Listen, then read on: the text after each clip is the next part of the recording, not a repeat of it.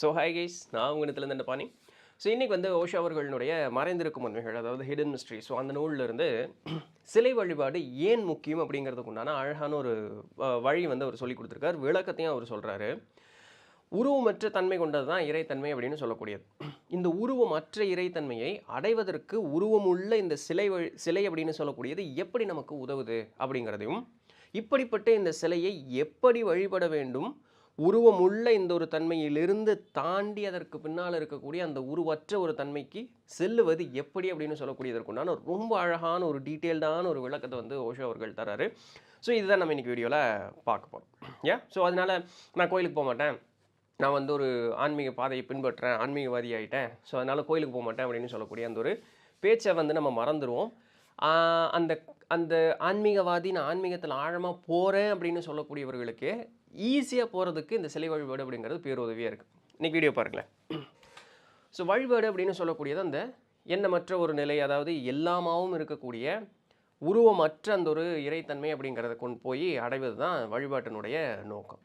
இப்போ இந்த இடத்திற்கு போவதற்கு பார்த்தீங்க அப்படின்னு சொன்னால் சிலை அப்படிங்கிறது பேருதவியாக இருக்குது. இப்போ ஒரு கடலில் குதிக்கிறோம், இல்லைன்னா ஒரு நீச்சல் குளத்தில் குதிக்கிறோம். நீருக்கு வந்து உருவம் இல்லாத ஒரு தன்மை தான், சரிங்களா? நீர் அப்படிங்கிறது இருக்குது. ஆனால் இந்த நீருக்குள்ளே குதிக்கிறதுக்கு முன்னாடி நாம் ஏதோ ஒரு இடத்துல நின்றுட்டுருப்போம் இல்லையா? ஒரு நீச்சல் குளத்தில் குதிக்கிறோம் அப்படின்னு சொன்னால் குதிக்கிறதுக்கு முதல்ல ஒரு பலகை அப்படிங்கிறது நமக்கு ஒன்று தேவைப்படுது. இல்லை கடலில் குதிக்கிறோம் அப்படின்னு சொன்னால் கரைன்னு ஒன்று தேவைப்படுது இல்லைங்களா? அதுபோல தான் இந்த சிலை வழிபாடு அப்படின்னு சொல்லக்கூடியது. நீங்கள் உள்ளே குதிச்சிட்டீங்க அப்படின்னு சொன்னதுக்கப்புறம் எல்லாம் ஒரே மாதிரி தெரியும். ஆனால் குதிக்கிறதுக்கு முன்னதாக அப்போது ஒரு உருவமற்ற ஒரு விஷயத்தை அடைவதற்கு முதல்ல அந்த உருவமான ஒரு விஷயம் அப்படிங்கிறது ஒன்று தேவைப்படுது. அந்த அந்த ஜம்ப், அந்த குதிக்கிறதுக்கு ஒரு ஏதுவான ஒரு விஷயமாக இருக்குது. இப்போ நம்ம கரையில் நின்றுட்டுருக்கோம், கடலை பார்க்கும்போது வித்தியாசமாக இருக்கும். ஏன்னா நம்ம வந்து ஒரு சாலிடான ஒரு சர்ஃபேஸில் நின்றுட்டுருக்கோம், திடமான ஒரு இடத்துல நின்றுட்டுருக்கோம். திடமற்ற ஒரு தன்மை பார்க்குறதுக்கு வேறுபாடானது, இது என்ன வித்தியாசமாக இருக்குது அப்படிங்கிறது தோணுது. கடலுக்குள்ளேயும் குதிச்சிடுறோம். வெளியே கரையை பார்க்கும்போது வித்தியாசமாக இருக்குது. ஏன்னா நம்ம வந்து அந்த இன்னும் கரையை வந்து உள்ள கடலினுடைய ஆழத்தை பார்க்கல, கடல் மேலே தான் இருக்கும். அப்போ உருவமற்ற ஒரு தன்மையில் இருக்குது. கரையை பார்க்கும்போது அது வித்தியாசமாக இருக்குது. இப்போ நம்ம வந்து அந்த இறைத்தன்மை அப்படிங்கிறதுக்குள்ளே ஆழமாக போய் பார்க்குறோம். உள்ள கரைக்குள்ளே போய் மேலே இப்படி பார்க்கும்பொழுது, கடலினுடைய ஆழத்திற்குள்ளே போய் இப்படி மேலே பார்க்கும்பொழுது கரை முழுக்க ஒரே மாதிரி தெரியுது. அதாவது நான் இப்போ இந்த கரையில் நின்றுட்டுருக்கேன், கடல் வந்து அப்படி எல்லையற்று பறந்து விரிஞ்சு இருந்தாலும் அங்கே ஒரு கரை தெரியுது. எனக்கு இங்கிருந்து பார்க்கும்பொழுது அந்த கரை வித்தியாசமாக தெரியுது, அங்கே போய் பார்க்கும்பொழுது இந்த கரை வித்தியாசமாக தெரியுது.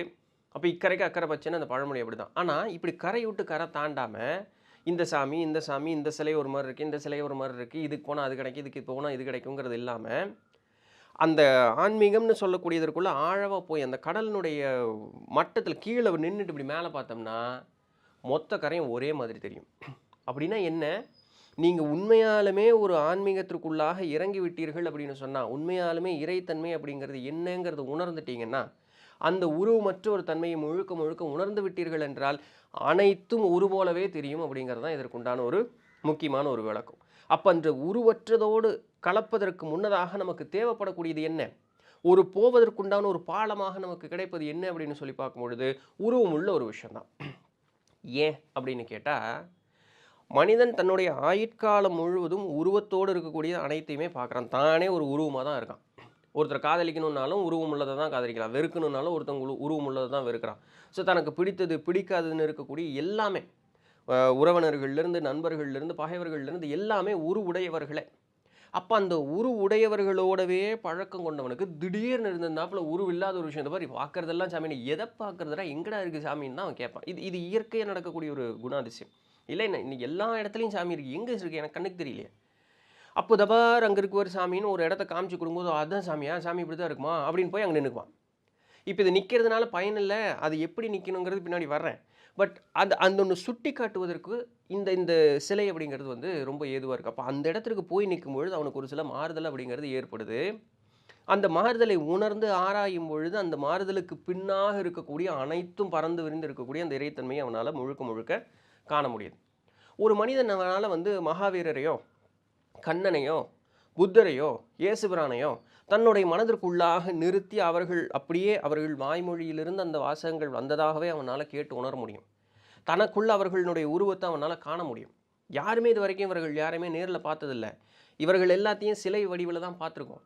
அப்போது அவர்களுடைய உருவம் மனதில் காணும் பொழுதும், அவர்களுடைய உபதேசங்களை வந்து காதார கேட்கும் பொழுதும், நமக்குள்ளாக ஒரு மாறுதல் ஏற்படுதுன்னா, அந்த மாறுதல் மகாவீரர்னாலேயோ, புத்தர்னாலேயோ, கண்ணன்னாலேயோ, இயேசுபிரான்னாலேயோ ஏற்படல.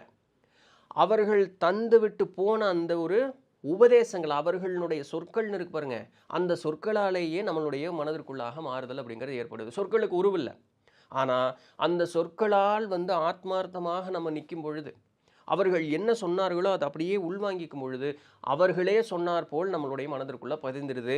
அது ஆழமா நினைச்சு பார்க்கும்போது, அவர்களே பேசியார் போலவும், அவர்களே நம்மளுடைய மனதிற்குள் உருவமாக இருப்பதை போலவும் நமக்கு தோன்றுது. இப்ப இது எந்த இடத்துலயுமே அவர்களுடைய உருவம் இல்ல. அவர்கள் இந்த இடத்துல பேசவும் இல்ல. அப்ப இந்த இடத்துல எப்படி உணர முடியுது? அந்த ஒரு சிலையினால உணர முடியுது. அவர்கள் என்ன சொன்னார்களோ, அதை முழுக்க முழுக்க உள்வாங்கும் பொழுது, அவர்கள் அப்படின்னு சொல்லக்கூடிய அந்த தன்மையும் நம்மகிட்ட இருந்து ஒரு கட்டத்துல அழிஞ்சு போயிரும். அவர்களுடைய உருவமும், அவர்களுடைய அந்த பேச்சு சத்தமும் நம்மளுடைய எண்ணங்கள்ல இருந்து அழிஞ்சு போயிரும். ஆனா, அவர்கள் சொன்னதனுடைய அந்த நோக்கம் நம்மளுக்குள்ள பதிஞ்சு நின்றும். அப்படியே அமைதியா நிற்கும் பொழுது எல்லாமாக இருக்கக்கூடிய அந்த ஒரு தன்மை. அப்ப அவர்களே எல்லாமாகவுமே இருக்கிறார். அவர்களுக்கே உருவம் இல்லை அப்படிங்கிறதையும் உணர்ந்து, இறைவனை முழுக்க முழுக்க நம்மால் உணர முடியும். அப்ப இதற்கு எது சோர்ஸா இருந்தது?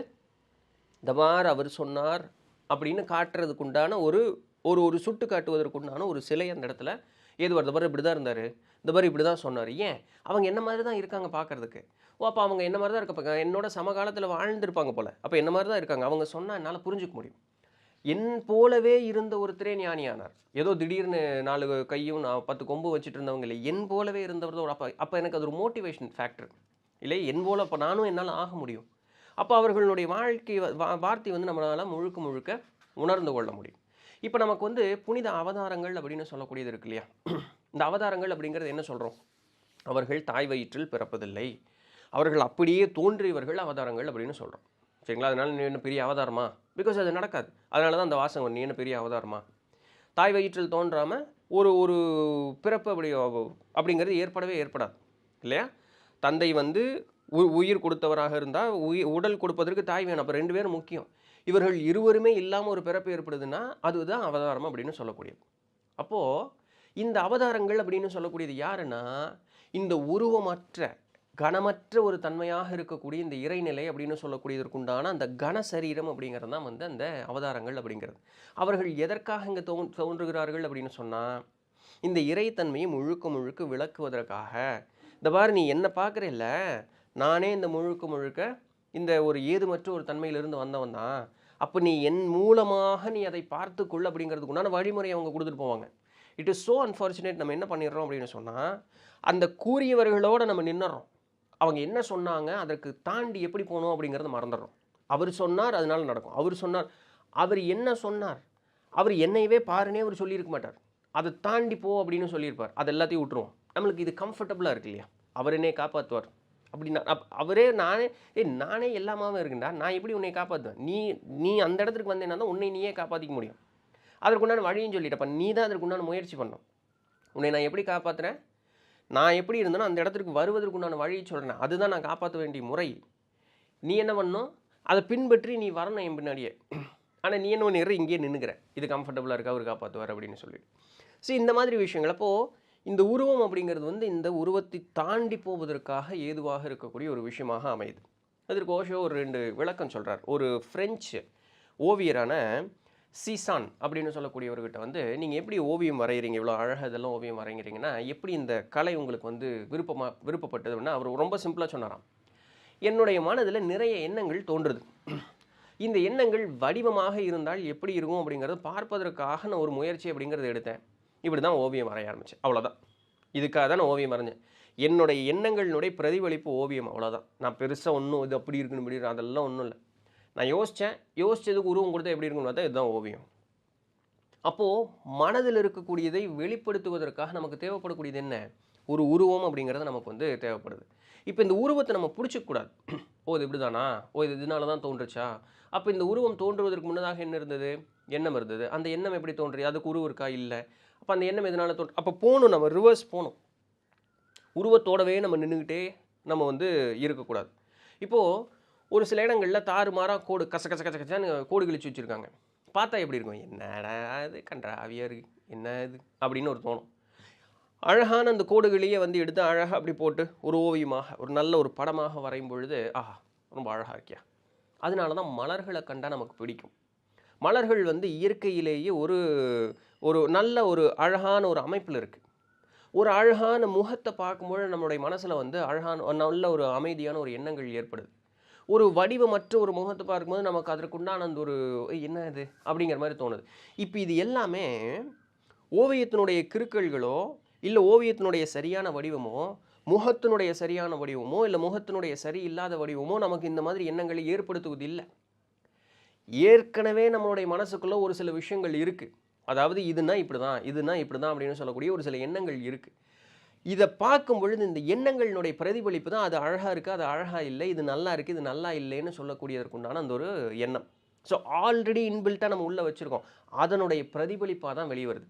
ஒருத்தர் அழகாக இருக்குன்னு சொல்கிறது இன்னொருத்தர் அழகாக இல்லைன்னு சொல்லுவார். அப்போ இதெல்லாம் எப்படி மாறுபடுது? அவரவருக்கு உள்ளே இருக்கக்கூடியது ஏதோ ஒரு வகையில் வெளிப்படுது. அப்படின்னா என்ன? நாம் பார்க்கக்கூடியது ஒன்று நம் மனதிற்குள்ளாக ஒரு பாதிப்பை ஏற்படுத்தும் அப்படிங்கிறதுக்குண்டான விளக்கம் தான் அது. அதனால தான் எல்லா சாமியும் அழகாக இருக்குது பார்க்குறதுக்கு, இல்லையா? ஸோ மிருகங்களை வந்து இது பண்ணக்கூடாது. மிருகங்களையும் உள்ள சேர்த்திட்டாங்க நம்ம ஆளுங்க. அப்போ எல்லாவற்றிலும் இறைவன் அப்படிங்கிறது இருக்குது.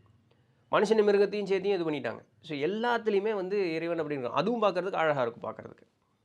அப்போது பார்ப்பது ஒன்று நம்மளுடைய மனதில் ஒரு ஆழமான ஒரு பதிவை ஏற்படுது. அதனால தான் இன்றைக்கி விளம்பரம் போடுறாங்க, ஏகப்பட்ட விளம்பரம் போடுறாங்க, இல்லையா?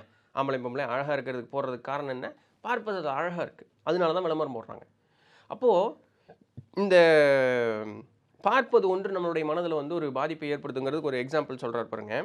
புகழ்பெற்ற ரஷ்ய நடன கலைஞரான நிஜின்ஸ்கி அப்படிங்கிற ஒரு தற்கொலை செத்து போயிட்டார். இப்போ ஏன் தற்கொலை செத்தார் அப்படிங்கிறத ஆராய்ச்சி பண்ணுறதுக்காக இந்த நிபுணர்கள்லாம் உள்ளே போகிறாங்க. உள்ளே போயிட்டு கொஞ்சம் நேரம் அவர் வீட்டெல்லாம் பார்த்து அப்படி இருந்துட்டு வெளியே வரும்போது ஒரு மாதிரி பேரஞ்ச மாதிரி வந்தாங்களாம். ஏன் அப்படின்னு சொன்னால், இது இந்த நிஜின்ஸ்கி அப்படின்னு சொல்லக்கூடியவர் இல்லை, இவர் இங்கே 2 வருஷம் வாழ்ந்திருக்காரு. அதுவே பெரிய விஷயம். ஒரு சராசரி மனிதனாக இருந்திருந்தான் அப்படின்னு சொன்னால் இந்த 2 வருஷம்லாம் வாழ்ந்திருக்க முடியாது. சீக்கிரமே தற்கொலை செத்துருப்பான். இது நிபின்ஸ்கின்னு இல்லை, யார் ஒருவர் இந்த வீட்டிற்குள்ளாக வந்தாங்க அப்படின்னு சொன்னால் அவன் தற்கொலை தான் அவனுக்கு கடைசி முடிவு. அவன் கண்டிப்பாக தற்கொலை பண்ணி செத்துருவான். ஏன் அப்படின்னு கேட்டால், அவர் மொத்த வீடுமே கருப்பும் சிவப்புலேயே இருக்குது.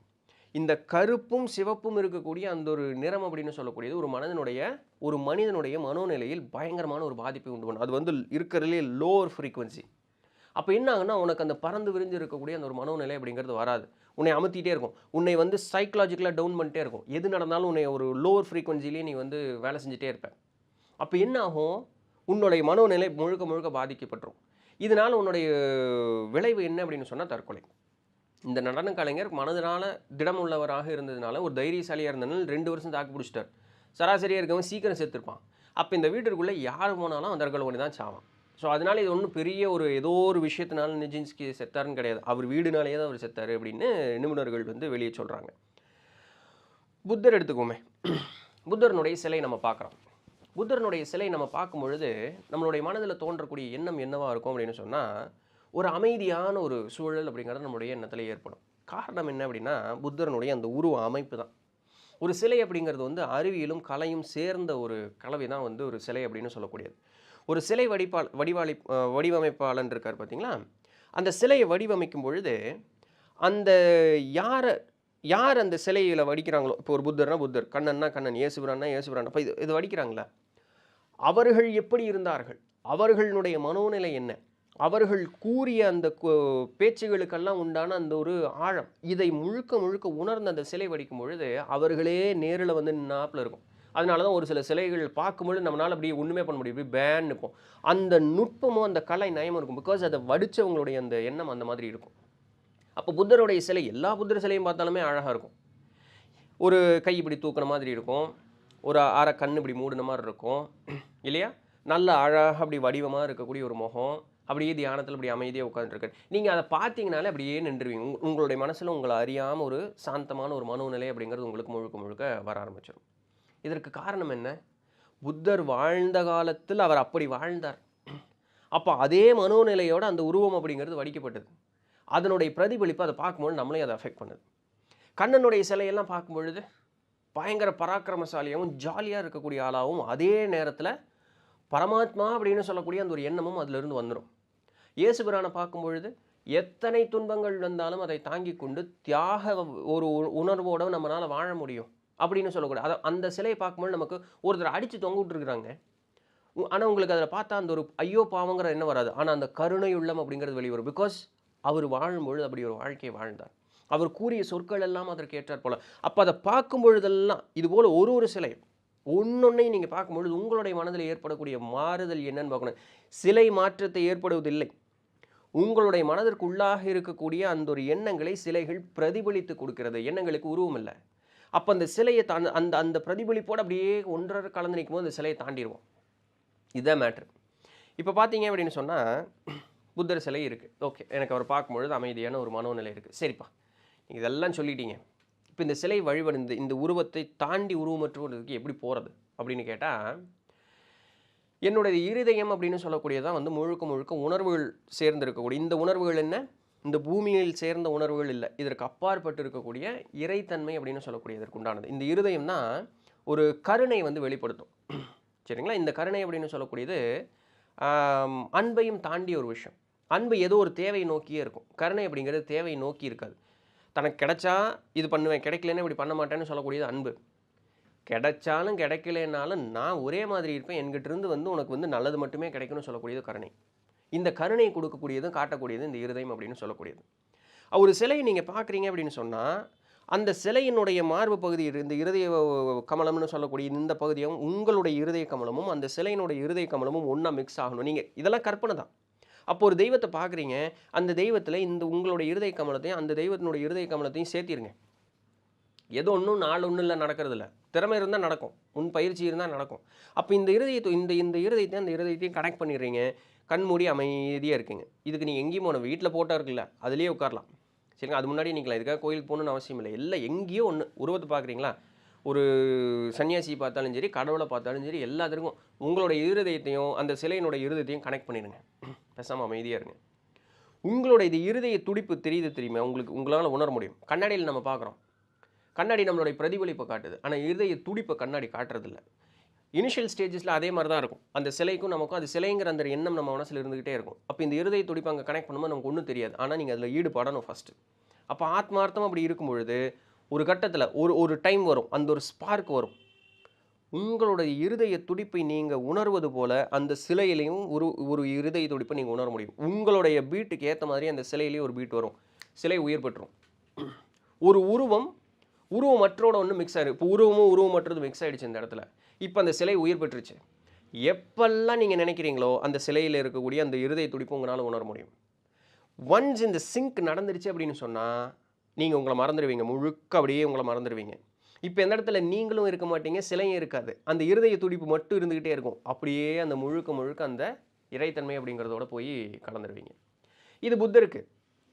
இதுபோல் கண்ணனுடைய தன்மை என்ன, இயேசுபிரானுடைய தன்மை என்ன, மகாவீரருடைய தன்மை என்னன்னு உணர்ந்து அதனுடைய இப்போ கண்ணனுக்கு எங்கே உங்களுக்கு என்ன கண்ணன் அப்படி பார்த்தா அந்த ஆனந்தமாக இருக்கக்கூடியது, அந்த பீஸ்ஃபுல்லாக இருக்க அப்படி இருக்கா, அப்போ அந்த முகத்தில் கான்சென்ட்ரேட் பண்ணுங்கள்.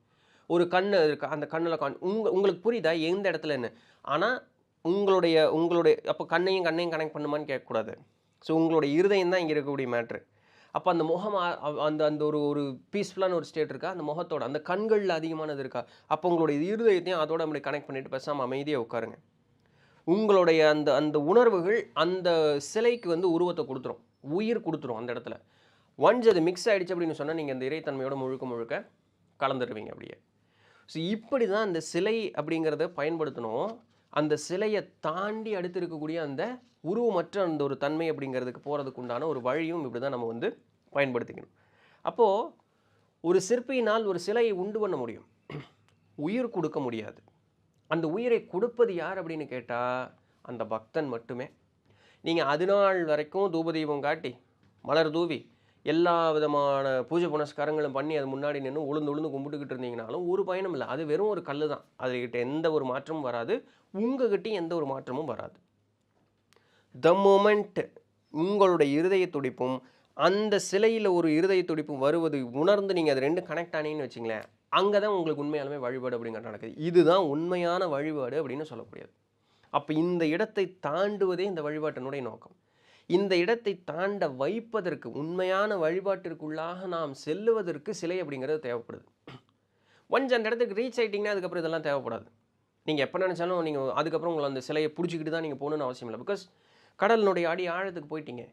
கரையை பார்த்துட்டீங்க, மேலே பார்க்கும்போது கரையெல்லாம் ஒன்றா தெரியுது. இப்போ உங்களுக்கு எல்லாமே சமமாக தெரிய ஆரம்பிச்சு. நீங்கள் உணர்ந்து உள்ள ஆழத்தை பார்த்துட்டீங்க இல்லையா? அது வரைக்கும் தான், அந்த ஆழத்தை பார்க்குற வரைக்கும் தான் கரைங்கிற அந்த சிலை தேவைப்படுது. ஒன்ஸ் அந்த ஆழத்தை பார்த்துட்டிங்கன்னா எல்லா கரையும் ஒரே மாதிரி இருக்கும். அப்போ உங்களுக்கு வேறுபாடு அப்படிங்கிறது மனசில் வராது. அப்போது அந்த ஆக்டிவேஷன் அப்படிங்கிறது ஈஸியஸ்ட் ஃபார்ம். நீங்கள் எந்த தெய்வத்தை பார்த்தீங்கன்னாலும் சரி, உங்களுடைய இருதயத்தையும் அதுக்கு இருக்கக்கூடிய அந்த இருதய பகுதியும் கனெக்ட் பண்ணி வச்சுருங்க, வேலை முடிஞ்சுது. இந்த பீட் அங்கே பீட் கேட்கணும் உங்களுக்கு, அங்கே இருதய துடிப்பு இருக்கிறதாக நீங்கள் உணரணும். அந்த உணர்வு ஒன்ஸ் வந்துடுச்சு அப்படின்னு சொன்னால் உண்மையான வழிபாடு அந்த இடத்துல இருந்து தான் ஆரம்பிக்கும். அது நாள் வரைக்கும் நீங்கள் பண்ணுறது எல்லாமே வீண். முயற்சி பண்ணி பாருங்கள். எஸ், ஸோ இதுதான் இன்றைக்கி உண்டான படி. உங்களுக்கு உண்மையாலுமே வழிபாடு அப்படிங்கிறது எப்படி செய்யணும் அப்படிங்கிறது வந்து இன்றைக்கி நல்லா தெளிவாக நீங்கள் வந்து புரிஞ்சிருப்பீங்க அப்படின்னு நம்புகிறேன். முயற்சி பண்ணி பாருங்கள். இனிமேல் எது ஒன்றுக்கும் அவரவரனுடைய வைராக்கியத்தை பொறுத்தே கால அளவுங்கிறது பிடிக்குது. எவ்வளோ நாள் பண்ணணும், எவ்வளோ நேரம் பண்ணணும்லாம் அந்த கேள்வி இருக்கிறதுலே முட்டாள்தனமான ஒரு கேள்வி. அவரவர் தேவைக்காக அதை பண்ணுறீங்க. நாலு நேரமும் நீங்கள் தான் முடிவு பண்ணி போகிறீங்க. உங்களுடைய வைராக்கியத்தை பொறுத்து தான் இந்த மாற்றங்கள் அப்படிங்கிறது ஏற்பட போகுது. ரைட்? ஸோ இதே இன்றைக்கு உண்டான பதிவு. நாளைக்கு வேறு ஏதாவது ஒரு சுவாரஸ்யமான செய்தியில் சந்திப்போம். அதுவரையும் தொடர்ந்து இணைந்திருங்கள். நான் உங்கள் இடத்துல என்ன பண்ணி நன்றி. வெற்றிவேல் வெற்றிவேல் வெற்றிவேல்.